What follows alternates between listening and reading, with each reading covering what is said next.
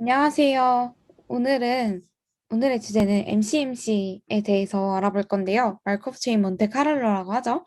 그래가지고, 마이클 베탄코트라는 유명한 스테넷 디벨로퍼께서 작성하신 다음에 글을 바탕으로 마이크로프 체인 몬테카를로에 대해 설명해 보겠습니다. 그래서 마이크로프 체인 몬테카를로니까, 몬테카를로가 어떤 건지부터 간단히 봐보면요. 몬테카를로는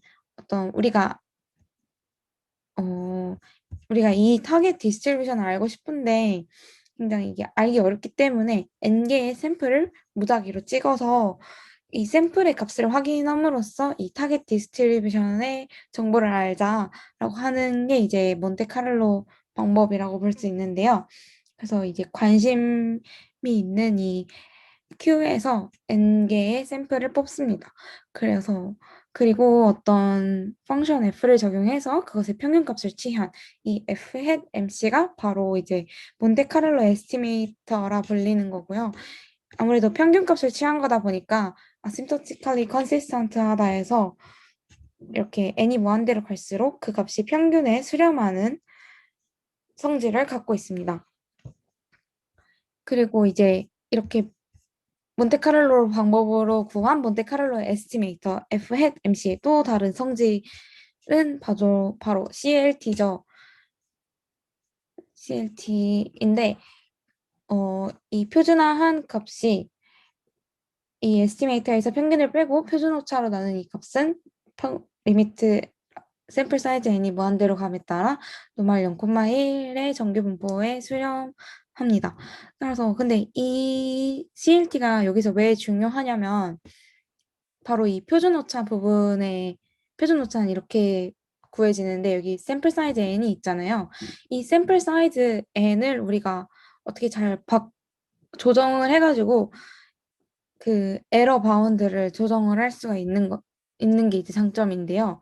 그래서 여기 보면 How many examples we need to achieve a given error 해서 그 에러를 만족시키기 위해 얼마나 많은 샘플이 필요한지 그런 거를 이제 정할 수 있게 됩니다. 그래서 몬테카를로는 이제 타겟 디스트리뷰션에서 이렇게 샘플을 뽑아가지고 구하는 거였다면 이제 마르코프 체인에 대해서 볼 건데요. 마르코프 체인 몬테카를로라고 불리는 건 이제 뭐냐면 마르코프 체인에서 뽑은 샘플에 대해 몬테카를로 방법을 적용을 하는 거예요. 그럼 이제 마르코프 체인이 뭐냐? 마르코프 체인은 이제 체인이다 보니까 자꾸자꾸 이렇게 반복되는 약간 그런 건데 그 반복이 이제 마르코프 트랜지션을 통해 이루어지는 거예요. 어, 그래가지고 이렇게 네, 컨디셔널 probability distribution은 이렇게 되는데 그러니까 멀코프 트랜지션이 뭐냐면 이렇게 q 곱하기 q 스페이스에서 0,1로 보내는 어떤 t라는 함수가 있을 때 q라는 q가 기분되었을 때 이제 b를 뽑는 이제 분포라고 볼 수 있는데요. 이 그래가지고 이걸 갖다가 말코프 트랜지션 디스트리뷰션이라고 하고 그 말코프란 무엇이냐면 미래의 상태가 현재 상태에만 의존을 하는 거죠. 그래가지고 그 각각의 트랜지션 디스트리뷰션이 depends only on a single point라고 해서 그 다른 포인트는 고려하지 않고 바로 그 현재 상태만 고려를 하는 게 이제 마르코프 성질이라고 합니다. 그래서 이렇게 Q 프라임의 분포는 딱 Q에만 의존을 하는 이러한 컨디셔널 디스트리뷰션을 띱니다. 가지고 이 그림이 뭐냐면 Q0에서 시작해서 Q1으로 간 건데 이 Q1의 디스트리뷰션은 Q0, 이니셜 포인트 Q0만 의존한다. 거기서 이제 Q1을 뽑겠다라는 것입니다. 그래서 우리가 이제 가장 일반적으로 생각하는 게 이 관심 스페이스 Q는 얼투라 해서 이제 접촉평면에서 생각을 해보면은 이제 X축에서 샘플을 뽑고 Y축에서 샘플을 뽑는 이제 이러한 형태인데 가지고 이제 컨디셔널 프로버빌리티 펑션이 어떻게 되냐면 Q0가 기분되었을 때 Q1을 뽑아요. 근데 이제 X축도 필요하고 Y축도 필요하고. 그래서 이제 X축에서 이제 Q0가 기분되었을 때 Q1, 그다음에 Y축에서 Q0가 기분되었을 때 Q1. 그리고 이 컨디셔널 디스트리뷰션은 그냥 단순하게 이제 그냥 노멀 분포를 따른다고 가정을 해서 이제 거기서 Q1을 뽑겠습니다.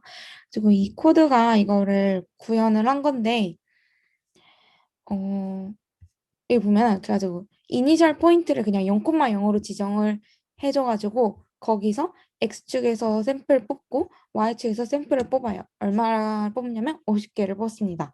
그리고 점을 찍었더니 이렇게 됐대요. 이 빨간 초기 값에서 50개의 점을 찍은 거죠. 아무래도 노말 분포에서 뽑았기 때문에 약간 이렇게 되는 그 0,0을 기준으로 이렇게 종 모양으로 0,0을 중심으로 샘플이 몰려 있는 그런 분포를 띄고 있고요. 그래서 이건 이제 하나를 이제 그냥 찍어서 보여준 거예요. Q0에서 Q1 하나를 이렇게 뽑았다라는 그림이고, 이 Q0에서 Q1을 뽑았으니까 Q1에서 이제 또 Q2도 뽑아야죠. 그래서 말코프 성질이니까 Q2를 뽑는 데 있어서 Q0는 고려하지 않고 Q1만 고려를 해요. 가지고 Q1 평균이 Q1인 노말 분포에서 랜덤하게 이제 Q2를 제너레이트 합니다. 그죠. 이건 그냥 아까 봤던 그 Q0에서 Q1 뽑은 거고, 여기서 이제 Q0에서 Q1, Q1에서 Q2를 이렇게 뽑은 것입니다. 이게 Q1에서 시작해서 이 나머지 초록점들은 Q1에서 Q2를 노멀 분포에서 이제 뽑은 거예요. 그래도 체인, 몬테카를로 체인 오브 프로스라고 나오는데 계속 이터레이션을 진행을 하는 거죠. 마코프 트랜지션을. Q0에서 이건 잘못 나온 것 같은데 이게 Q1이 되어야 될 거예요. Q0에서 Q1 뽑고 Q1에서 Q2 뽑고 이걸 계속 해가지고 N개까지 샘플을 뽑는 거죠. 이렇게 계속 이어진다 해가지고 마르코프 체인이라고 부릅니다. 어, 네. 그래가지고 이제 마르코프 체인 리얼라이제이션이라 해서 이러한 그림이 있는데 이 그림은 어떻게 생성된 것이냐 하면은 바로 여기를 보면 되는데요. 일단 10개의 트랜지션을 10개의 스텝을 할 건데 이 어떻게 샘플을 뽑냐를 보면은 n번째 샘플에서 n 플러스 1번째 뽑는 그러한 형태입니다. 노말 분포로 해가지고 여기 0,0 요점에서 시작해서 Q1, Q2, Q3, Q4 이렇게 해가지고 Q10까지 뽑은 그런 거를 이제 구현한 그림입니다. 다음은 stay on target이라고 해가지고 타겟에서 크게 벗어나지 않는다라는 이제 그러한 단원인데 이런 우리의 타겟 디스트리뷰션 파이 Q는 이러한 적분식을 따르겠죠. 이제 어떤 Q 프라임이 있고 그에 대한 프라이어 분포 파이가 있고 그 Q 프라임에서 Q 프라임이 기분되었을 때 Q를 뽑아서 이걸 적분한 게 이제 파이 Q 가 이제 stationary 혹은 invariant distribution이라고 합니다. 그래서 왜 stationary라는 표현을 사용을 했냐면 그거는 밑에 있는데요. 얘 때문이에요. 그러니까 결국에는 그러니까 이 t가 이제 한 번의 트랜지션을 의미하는데 트랜지션을 계속 이제 무한대로 반복하다 보면은 그러니까 이 파이가 결국 그 어떤 리미팅 디스트리뷰션이라고 하면은 n번 n번의 트랜지션을 거쳐서 나온 분포가 이제 파이면은 그 파이는 트랜지션을 거쳐도 여전히 파이라는 거죠. 그러니까 t 파이는 파이 이것 때문에 이제 스테이셔너리라고 불립니다. 스테이셔너리 디스트리뷰션이라고. 그래서 이렇게 네. 그래서 이 n번의 스텝을 거치면 이제 컨버전스 한다. 그러니까 이러한 타겟 디스트리뷰션 파이, 스테이셔너리 디스트리뷰션 파이 이제 수렴한다라고 하는 건데 이 수렴의 측도는 어떻게 정하냐라고 하면은 어떤 거리 함수가 있을 때 거리 함수로 이제 그 디스트리뷰션의 거리를 재는 거죠. 그래서 어떠한 우리가 입실론이라는 오차 한계를 주었을 때 얼마나큼의 n번의 트랜지션을 거쳐야 파이에 도달할 수 있겠느냐라는 식을 이제 말을 하고 있고요. 꼭 입실론으로 주지 않더라도 이러한 함수로 줄 수 있는데 얘는 이제 네, monotonically decreasing function이라고 해가지고 이 n이 커짐에 따라서 이 에러 바운드를 계속 줄여나가서 이제 수렴을 보장하는 이러한 형태도 있고, 혹은 뭐 폴리노미알로 줄 수도 있고, 뭐 지오메트릭 시리즈로 줄 수도 있고, 여러 형태로 준다고 합니다. 그다음에 스펙트럴 티어리라고 하면은 결국 이 t라는 게 이제 트랜지션이기 때문에 얘를 이제 트랜지션 매트릭스로 바꿔서 보는 건데, 지금 어떤 아이겐 밸류와 아이겐 벡터가 있을 때 이러한 람다를 구해가지고 이 람다 값들을 갖다가 이제 아이겐 스펙트럼이라고 하는 건데요. 아무래도 이게 아까 그 말코프 트랜지션 매트릭스였다 보니까 한 컬럼의 합이 1이에요. 그래가지고 뭐 아이겐 밸류가 -1에서 1로 제한된다라고 하는 게 있고, 네, 여긴 별로 그닥 중요하지 않은 것 같아요. 다음 3장부터는 다음 분께서 해주겠습니다. 네, 그럼 앞에서 설명했던 것처럼 저희는 마코프 체인 몬테카를로를 통해서 어떤 추정하고자 하는 함수값의 평균값을 추정하는 과정을 마코프 체인 몬테카를로 추정이라고 칭하는데요. 근데 이 유일하게 저희가 완전히 근사하고자 하는 값으로부터 수렴된다는 조건은 이 마코프 체인을 무한번 돌려야 해당 조건이 성립을 합니다. 근데 현실적으로 저희는 실제로 계산을 할 때 마코프 체인을 무한번 돌릴 수가 없죠. 무조건 유한번으로 돌려야 되기 때문에 저희는 첫 번째로 이 마코프 체인의 점근적 성질, 즉 무한번 돌렸을 때 오차는 어느 정도로 보장이 되느냐의 문제를 가지고 이 실제로 체인을 무한번이 아닌 유한번 돌렸을 때 이런 성질들이 어떻게 유지가 되는지 혹은 얼만큼 보장이 되는지 조금 알아보도록 하겠습니다. 우선 저희가 마코프 체인을 유한번 돌릴 때 만약 이런 빨간색 영역이 저희가 표본을 뽑고자 하는 분포라고 하면은 저희가 초기에 어떤 분포의 공간 바깥에서의 시점으로부터 시작을 해서 이 마코프 체인의 성질에 따라서 이 분포 내 공간으로 이동을 하게 됩니다. 그리고 이 분포 내 공간으로 이동한 이후에는 이 마코프 체인의 스테이셔너리 분포 자체가 저희가 표본을 뽑고자 하고자 하는 분포의 공간과 똑같이 겹치게 됩니다. 그래서 실제로 저희가 이 샘플 내에 이 표본 내로 들어온 이후에 샘플을 계속적으로 뽑다 보면은 실제로 이 몬테카를로 추정과 이 실제 분포의 평균과의 차가 줄어드는 걸 볼 수가 있습니다. 근데 꼭 항상 그렇지만은 않습니다.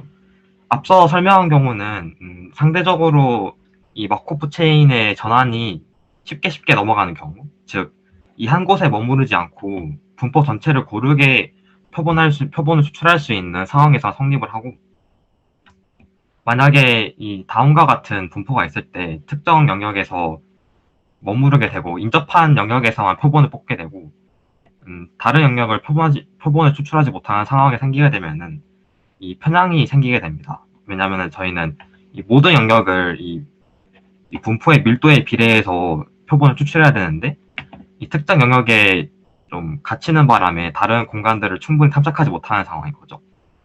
그런 경우에는 이 영역만 반복적으로 표본을 추출하기 때문에 이런 복잡한 분포의 구조에 의해서 편향이 생기게 됩니다. 근데 대신에 이 마찬가지로 저희가 마코프 체인의 시행 횟수를 늘림에 따라서 이 분포가 최종적으로 저희가 추정하고자 하는 값에 미치는 영향이 적어지는데요. 실제로 이 편향의 영향이 적어지는 정도까지 필요한 시행 횟수를 정확히 아는 게 조금 난해한 문제이긴 합니다. 그래서 저희는 향후 얼만큼의 시행해야 이 편향이 최대한 적게 줄어드는지 문제에 대한 해답을 찾아보도록 하겠습니다.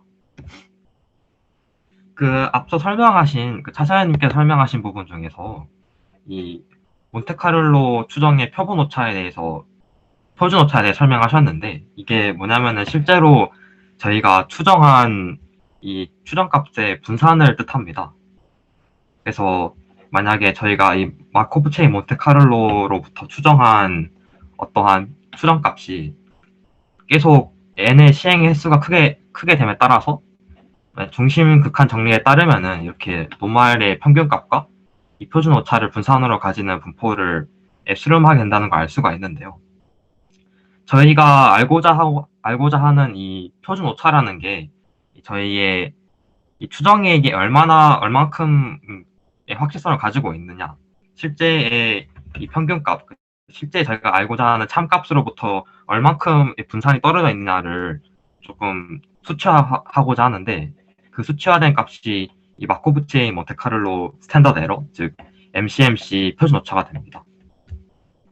그래서 이 MCMC 표준 오차는 실제로 저희가 이 MCMC 샘플링으로 만들어낸 추정값의 오차라고 볼 수 있습니다.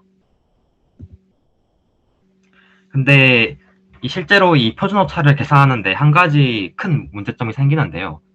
아무래도 이 마코프 체인이다 보니까 이 마코프의 성질에 의해서 이 샘플 간의 상관성이 어느 정도 존재를 합니다. 아무래도 이 마코프 성질이라는 것 자체가 이 n번째 마코프 샘플은 n-1번째 단계의 마코프 샘플과의 상관성을 띈다는 걸 의미하기 때문에 필연적으로 마코프 체인으로부터 추출한 표본들은 상관성을 지닐 수밖에 없습니다. 이러한 상관성이 큰 문제가 생기는 경우가 처음에 설명했던 것처럼 저희가 이 표본을 추출하고자 하는 분포 밖에서 이 마코프 체인을 시작했을 때 생기는 편향인데요. 이 편향 자체가 이 분포 밖에 있는 영역에서 시작된 표본값들이기 때문에 이 MCMC 추정값에 편향을 추가하게 됩니다.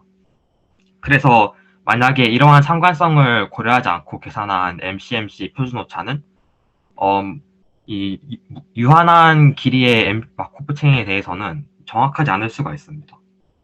그래서 아래의 그림과 같이 하나의 마코프 체인에 대해서 자기 상관성을 그린 표인데요.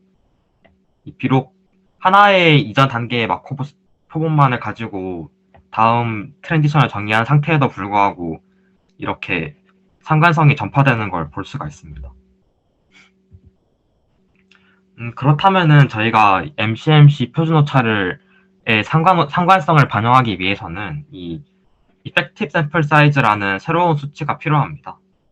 이 effective sample size가 무엇을 의미하냐면은 만약에 상관성이 전혀 들어가지 않은 표본들로부터 추정한 근사값과 이 상관성이 반영되어 있는 이 추정값이 있을 때 실제로 이 상관성이 들어가 있는 추정값으로부터 몇 개의 샘플을 뽑아야 상관성이 존재하지 않는 표본으로부터 추정한 값과의 오차가 똑같이 되느냐에 대한 수치입니다. 그래서 실제로 저희가 길이가 무한인 어떤 마코프 체인에 대한 ESS를 계산할 때는 총 ESS의 마코프 체인의 길이를 이 무한대의 길이에 대한 자기 상관성 개수를 나눠주게 됩니다. 근데 물론 이 길이가 무한히 마코프 체인을 돌린다는 건 현실적으로 불가능하기 때문에 저희는 다음과 같은 아주 유용한 특성을 사용할 수가 있는데요. 어떤 길이가 충분히 긴 마코프 체인에 대해서는 이 첫 번째 단계 하나의 렉을 주어졌을 때 자기 상관관계와 이 마코프 체인 전체의 길이에 대한 자기 상관관계의 합을 대략 1부터 무한대까지의 자기 상관계수의 합과 근사한다는 특징을 사용을 해서 저희는 길이가 유한인 마코프 체인의 ESS를 산출할 수 있습니다. 그렇다면 실제로 이 ESS 값을 어떻게 계산하는지 보자면은 설명하기에 앞서 어떤 자기 상관계수에 대해서 간략하게 설명하려고 하는데요. 보통 상관계수라고 하면은 두 변수 간의 상관성을 나타내죠. 이 특정 변수가 증가함에 따른 다른 변수의 증가함 정도를 나타내는데요. 저희는 마코프 체인이다 보니까 한 개의 변수만 가지고 있는 상황에서 이 변수의 상관성을 따져보려고 합니다. 그렇다면 한 개의 변수에 대해서는 어떻게 상관계수를 계산하냐면은 만약 n번째의 표본이 있으면 n-1번째 표본과의 상관성을 따져보는 겁니다. 그래서 저희는 이 n에서 n으로부터 얼만큼의 텀을 두고 상관계수를 계산할 것인가, 그 텀을 레그라고 칭하는데요. 그래서 저희는 이 df가 주어졌을 때 f라는 함수에다가 레그를 l만큼을 가한 표본들에 대한 자기 상관계수를 이러한 함수의 꼴로 표현을 할 수가 있습니다. 보시다시피 n번째 샘플과 n 플러스 1번째 샘플에 간의 분산인 것을 볼 수 있습니다. 그렇다면은 앞에서 설명한 이 길이가 유한인 마코프 체인에 대한 ESS의 특징을 사용해서 저희는 수치적으로 ESS의 값을 추정할 수가 있습니다. 이 표본으로부터 분산을 추정한 이후에 저희는 만약 어떠한 마코프 체인의 길이가 n이라고 하면은 1부터 n까지의 렉을 모두 가한 자기 상관계수의 합을 더해줘서 ESS의 값을 계산할 수 있습니다. 근데 사실 이 길이가 유한인 마코프 체인에 대해서는 이 자기 상관계수를 계산할 때 처음부터 끝까지 모든 레그를 가해버리면은 좀 여러 가지 문제가 생길 수가 있습니다. 대표적으로 너무 큰 L 값을 사용을 하면은 지나치게 높은 ESS 추정 값을 산출하게 되고요. 또 거꾸로 L이 너무 작게 된다면은 자기 상관성을 적절하게 고려하지 못한 상태의 ESS 추정이 나오게 됩니다. 그래서 스탠 같은 경우에는 이 L에 대한 상관과 하한에 대한 휴리스틱한 방법으로 추정을 하게 되는데요. 자세한 설명은 생략하도록 하겠지만 대략적으로 ESS를 계산하면서 뽑는 표본들 간의 공모상행 행렬로부터 이 휴리스틱한 값을 추정을 하게 됩니다. 그럼 저희가 어떤 길이가 임의의 길이인 마코프 체인에 대해서의 표준 오차를 계산할 수 있게 되었는데요. 그렇다면 실제로 마코프 체인을 이용을 해서 어떻게 표본을 추출하고자 하는 분포로부터 표본을 정확하게 추출하는지 방법에 대해서 알아보겠습니다. 가장 대표적인 알고리즘으로는 메트로폴리스 헤스팅스 알고리즘이 있는데요. 아마 많이 들어보셨을 거라고 생각을 하게 됩니다. 이 메트로폴리스 헤스팅스 알고리즘의 핵심은 어떤 저희가 목적 분포로부터 비례관계인 이 프로포절 분포 K를 구한 다음에 이 K로부터 연속적으로 다음 마코프 체인에 넘어갈 확률의 새로운 표본을 추출한 이후에 그 표본에 따라서 해당 표본으로 이 마코프 체인을 넘어갈 것인가 마느냐 확률을 계산을 해서 이 전이 확률을 계산하는 알고리즘인데요.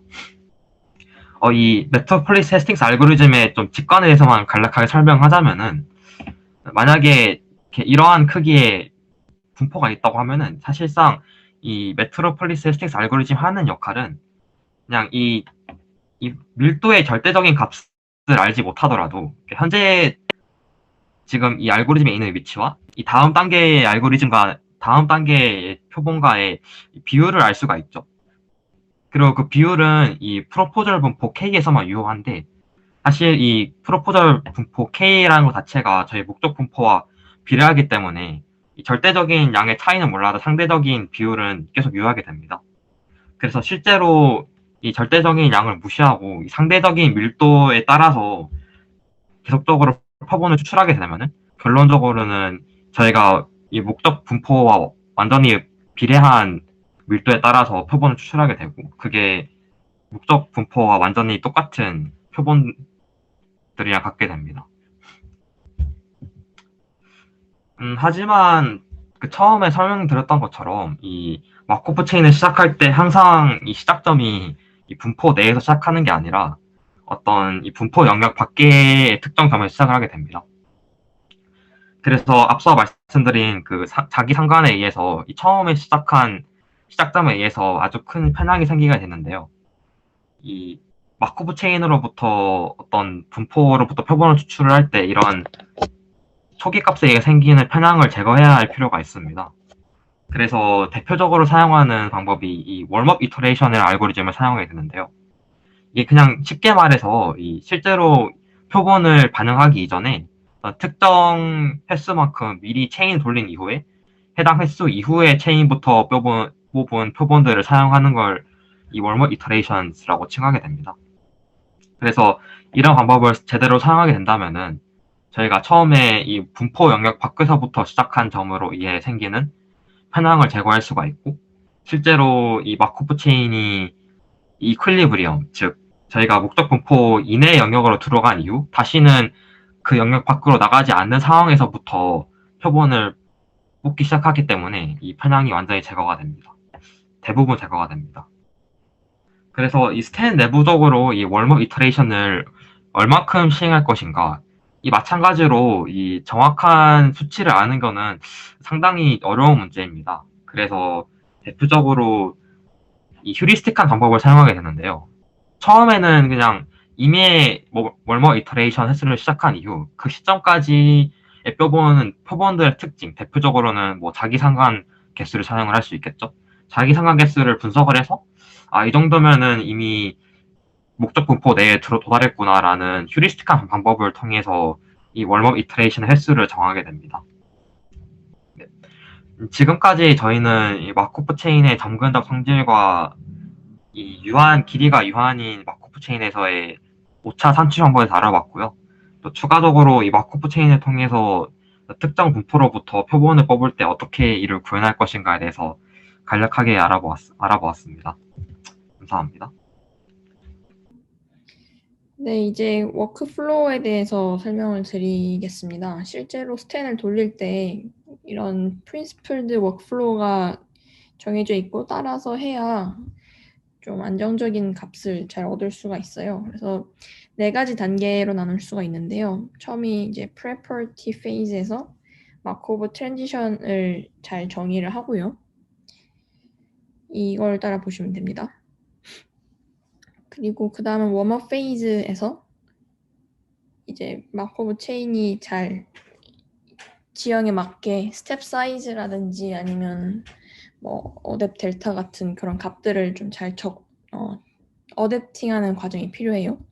그 다음에 그런 파라미터들이 저희 문제에 잘 맞게 세팅이 되면 그 다음에 실제로 뽑죠. 샘플을 뽑고 그리고 마지막 단계는 뽑은 샘플을 가지고 저희가 궁금해하는 값을 애널리시스한 단계가 있습니다. 마지막은 이렇게 축하하는 단계가 있다고 하네요. 그 실제 마코브 체인을 돌릴 때 그 중요한 점이나 아니면은 좀 주의해야 될 점에 대해서 좀 여러 가지로 소개를 하시는데요. 처음에는 쉬운 예시로 시작을 합니다. 그래서 이런 형태에서 저희가 마코브 체인이 잘 도는지 안 도는지를 확인을 하려면 정확한 참값이 무엇인지 아는 상황에서 시작을 해야 돼요. 그래서 이렇게 간단한 1하고 마이너스 1을 중심으로 하는 노멀 분포를 생각을 합니다. 여기서 뽑고 이 뽑은 값이 저희가 1하고 마이너스 1이라는 참값을 얼마나 잘 복원해낼 수 있는지에 대한 실험이에요. 그래서 저희가 항상 이 지형을 돌아다니는 샘플이라고 생각을 해보세요. 그러면은 저희가 의지할 거는 그 부분의 LPDF의 기울기밖에 없어요. 더 높은 LPDF를 항상 향해서 가야겠죠. 저희가 산에서 올라가는 쪽 방향을 생각을 하듯이. 그래서 여기에 정착을 하는 게 최종 목표인데 여기 있건 여기 있건 여기 있건 저희가 아는 건 기울기밖에 없어요. 그래서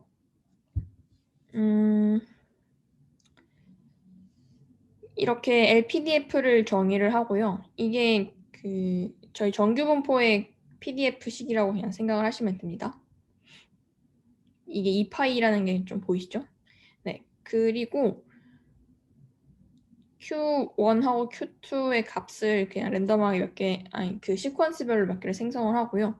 여기 density가 이제 PDF를 계산하는 부분이에요. 로그를 씌웠기 때문에 EXP를 하는데, 여기서 저자가 얘기했듯이 efficient한 numerical 수치 효율화를 위해서 로그를 씌우는 항상 작업을 하게 됩니다.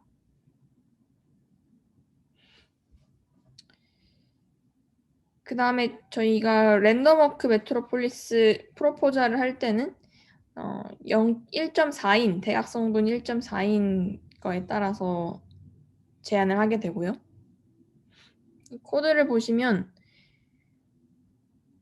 저희가 두 개가 있기 때문에 처음 두 개를 시작을 하고 이 매트릭스예요. n 트랜지션 더하기 1 곱하기 d 플러스 1개로 이제 샘플을 저희가 모을 거예요. 저희가 두 개를 모을 건데 샘플을 모으고 그 다음에 acceptance probability를 모을 거예요. acceptance probability를 모으는 이유는 이게 값이 높을수록 저희의 MCMC가 되게 효율적으로 돌고 있다는 거거든요. 그래서 그거 측정을 하기 위해서 모읍니다. 제가 여기 밑줄을 쳐놓은 부분 전에 여기서 이제 이니셜 포인트를 처음에 설정을 해요. 그리고 노말에 따라서 프로포저를 하게 됩니다. 크게 보시면 여기서 여기가 이 출발이고 여기서 정한 값을 n 트랜지션만큼 도는 거예요. 이 포문을. 그리고 Q0가 이제 매번 그 전 단계 어디 있었는지에 대한 거거든요. 그리고 그 전 단계 어디 있었는지를 가지고 그 다음 프로포즈를 하는 거죠. 그러니까 노멀 형태로 프로포즈를 하게 되는 거고 그럼 QP가 저장이 돼요. 그러면 accept probability는 이제 이 전 단계에 어디 있었는지 그 다음에 그 지금 단계에 어디 있는지 이 두 개의 에너지를 비교를 하고 그 값과 이 1과 한 값이 이제 acceptance probability 됩니다. 앞에서 설명드렸던 원리가 그대로 코드로 구현된 거예요. 그리고 마지막에 이제 프로포즈를 했으니까 여기서 이제 뭐 그 메트로폴리스 코렉션을 해야겠죠. 그래서 이때는 QP를 저장을 하고 이때는 그냥 가만히 있는 거죠. 결과를 보러 갑시다. 스탠에서 기본적으로 제공하는 것도 있는데 이분이 궁금하신 게 이 5개셨나 봐요. 그래서 그냥 따로 함수를 만들었어요. 패스트 모니터로. 여기서는 뭐 이런 게 궁금해요 라고 컬럼 네임을 설정하신 거고요. 처음에 100개는 버리고 그 뒤에 걸로 100개 버린 거는 이 코드를 통해서 알 수 있습니다. 웜업 100. 네. 그 파라미터 이 3개에 대해서 이제 관찰을 하고 있습니다. 잘 나왔죠? 1하고 아까 마이너스 1이었는데 굉장히 깔끔한 지형이라서 잘 나온 걸 알 수가 있고 알헷들도 거의 1 근처인 걸 보면은 잘 됐습니다. acceptance probability가 0.5 정도 돼요. 이게 너무 작으면 사실 너무 스텝 사이즈가 조금 움직이고 있어서 무조건 저게 큰 게 좋은 거는 아니라는 얘기도 있긴 있었어요. 그러니까 어그레시브 하지 않게 움직이는 거니까 전체 수렴에 가까이 가는데 시간이 굉장히 많이 걸리겠죠. 근데 acceptance probability를 너무 작게 만약에 나왔다 하면 이게 확 바뀌는 거라고 생각을 하시면 되거든요. 그래서 그건 이제 too aggressive다 그렇게 얘기를 하시네요. 그래서 여기는 0.5 정도의 평균이 나왔고요. 이거를 앞에서 저희 CLT도 얘기하고 했으니까 1을 기준으로 그리고 마이너스 1을 기준으로 수렴하는 게 보이죠. 그리고 또 하나 주의해서 봐야 될 게 이 베리언스가 이쪽으로 가면서 굉장히 작아지고 있죠. 네. 그 다음은 이제 안 좋은 예시를 들으십니다. 항상 저희 단골 주제인 퍼널. 퍼널의 PDF가 이렇게 생겼다고 하네요. 12개의 파라미터를 하는데 첫 번째가 스케일이고 첫 번째가 로케이션이고 두 번째 파라미터가 스케일이에요. 근데 이 퍼널은 항상 요인이 뭐냐면 인터랙션이에요. 파라미터 간의 인터랙션이 클 때 굉장히 안 좋은 지형이 나오거든요. 그래서 그 처음 2개가 글로벌 파라미터가 되겠고요. 그리고 나머지 10개의 파라미터는 로컬 파라미터라고 부르십니다. 그리고 이 그림을 그리려면 이렇게 스케일 파라미터 하나를 살리고 그 다음에 나머지 로컬 파라미터는 다 0으로 두고 로컬 파라미터 하나만 이렇게 살리는 형태로 여기서 저희가 정의한 타겟 LPDF에 따라서 그림을 그려보면 이렇게 지형을 볼 수가 있어요. 여기서 이게 스케일이고요. 스케일이 로그 타우예요. 그러니까 로그로 되어 있기 때문에 지금 음수값까지 가능합니다. 그래서 앞에서는 0.5로 앞에서는 1.4로 했는데 여기서는 0.5로 해가지고 트랜지션을 하게 되고요. 이 부분은 똑같아요. 똑같고 결과를 보죠. 저희가 알고 있는 값이 이것도 실제 참값을 알거든요. expected location하고 로그 스케일이 다 0이어야 되는데 굉장히 로그 타우가 좀 잘 안 맞죠. 그리고 그 effective sample size가 정말 작죠. 뭔가 문제가 있다는 걸 알 수가 있습니다. 그리고 이것도 뭔가 저희가 이상적으로 생각하는 그 CLT의 모양이 아니죠. R햇도 위에서 굉장히 컸거든요. 여기 좀 큰 값들이 몇 개 관찰이 되죠. 그래서 이런 걸 이제 문제를 진단을 해야 되는데 그 여러 가지 방법이 있어요. 로그 타우가 앞에서 실제 값과 좀 다르게 나왔으니까 그걸 이제 플러팅을 해봅니다. 플러팅을 해보는데 뭔가 수렴하는 기미가 안 보이죠. 그래서 사실 이거를 저희가 처음 문제를 접하는 입장에서는 어느 거를 해보아야 된다는 답이 없어요. 여러 가지를 바꾸면서 해봐야 되는데 뭐 체인을 길게 늘린다든지 혹은 어댑 델타를 좀 조정해 본다든지 그런 여러 가지를 시행해 보면서 하나하나 테스트를 할 수밖에 없거든요. 지금 그런 과정을 따라가는데 여기서 이제 5천까지 했는데 뭔가 답이 안 나오니까 그 이후에 훨씬 더 많이 돌려보는 거예요. 트레이스 플랫을 해본 건데 여기서 원래 0이어야 되는데 전혀 수렴을 안 하고 있죠. 위로 올라가고 있어요. 그래서 여기서 frozen interval이라는 표현이 나오는데 이제 그 네거티브 로그 스케일에서 어떻게 보면은 이게 0이 평균이 되려면 여기 밑으로 잘 내려가야 되거든요. 근데 어느 순간 여기에 굉장히 좀 강한 반발력이 있는지 여기 위로만 이렇게 되고 있잖아요. 그래서 그걸 통해서 왠지 그 neighborhood of high coverage at negative log scale일 것이다 라고 이렇게 추리 비슷한 걸 한 거죠. 여기로 가지 못하는 이유가 있을 것 같다. 그게 실제로 그런 게 여기 보시면은 이쪽 밑으로 내려가기가 쉽지가 않거든요. 여기서만 지금 놀고 있는 거예요. 그러니까 샘플러가. 여기 밑으로 가야 되는데 여기 워낙 하이 덴시티이기 때문에 잘 가지 못하고 있는 거죠. 그래서 그거를 좀 해결해 보기 위해서 체인을 여러 개를 돌려봐요. 체인을 여러 개 돌렸는데 매번 좀 다 다르게 나오죠.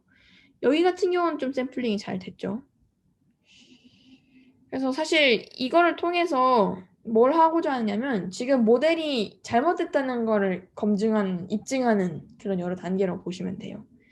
그래서 이런 거를 해결하기 위해서 사실 파라미터라이제이션을 바꾸거나 그러니까 센트럴 파라미터라이제이션을 난센터 파라미터라이제이션을 바꿔서 결국 아까 문제가 사실 저희는 문제를 알고 있는데 문제가 뭐였냐면 인터랙션이 크다는 거거든요. 로그 타우랑 그러니까 스케일하고 그다음 로케이션 파라미터랑 인터랙션을 없애는 그런 모델링으로 업데이트를 해줘야 돼요.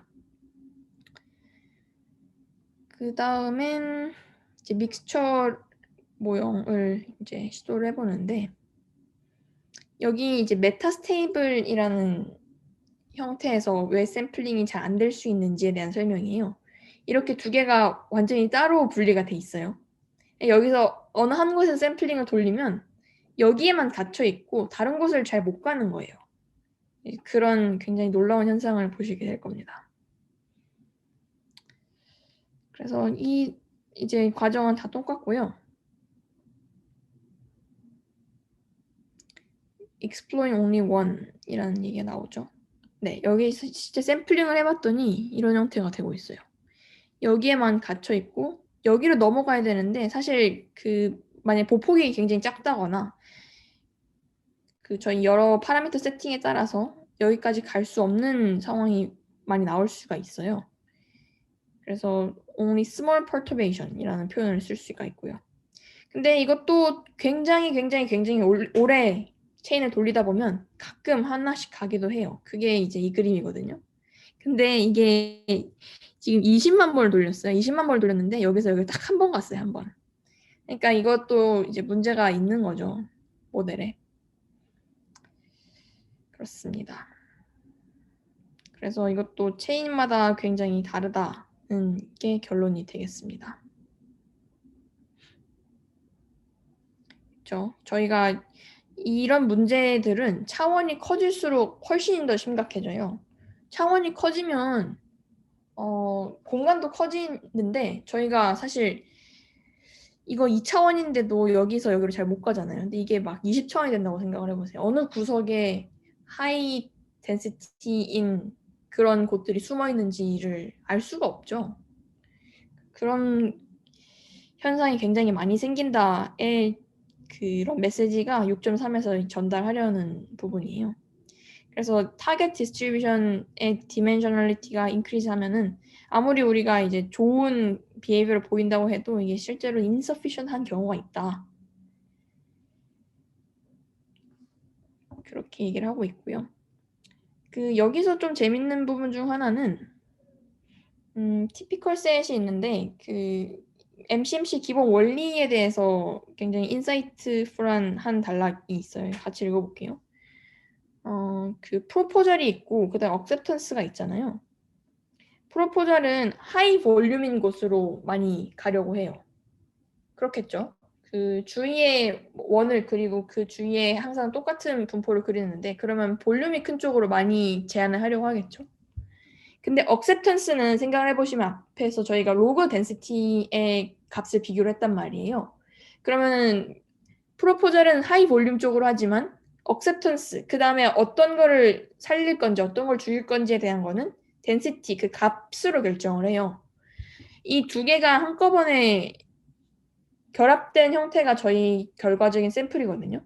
그렇기 때문에 볼륨이 크고 덴시티가 높은 곳, 즉 매스가 큰 곳으로 티피컬 셋들이 모인다는 게 이 단락이 전달하고자 하는 내용이고 굉장히 중요하니까 좀 익숙해지시면 좋을 것 같습니다. 그래서 사실 6.3에서는 고차원일수록 어렵다는 얘기가 거의 전부예요. 디멘전이 높아질수록 저희가 높길 원하는 ESS나 아니면 Acceptance Probability 다 줄어들죠. 여기서 줄어드는 걸 알 수가 있고요. 그 even under ideal circumstance에도 그러니까 이론적으로는 굉장히 잘 될 것 같지만 실제로 돌려보면은 굉장히 성과가 그렇게 좋지는 않다. 근데 그렇다고 굉장히 암울하게 끝나는 건 아니고요. 그럼에도 이런 문제가 있기 때문에 저희가 이게 앞에서 저희가 그 다이고노스틱스를 주잖아요. MCMC나 HMC 같은 경우는. 그래서 저희가 실패를 했을 때 언제 그거를 정확하게 알 수가 있어요.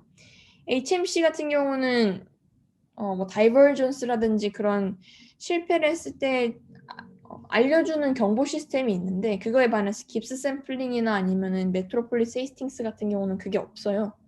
그래서 그 6단원에서 지금 얘기하고자 하는 거는 이렇게 고차원으로 갈수록 샘플러가 잘 작동 안 하는 경우가 있다. 이론적으로 잘 된다고 믿고 있는 경우에조차. 그렇기 때문에 HMC를 써야 된다. 그런 거라고 생각하시면 될 것 같습니다. 그리고 오히려 그런 상황 때문에라도 워크플로우를 잘 정의를 하고 그런 로버스트한 방식을 쓰자는 게 저희 오늘 발표의 주제가 되겠습니다. 시청해 주셔서 감사합니다.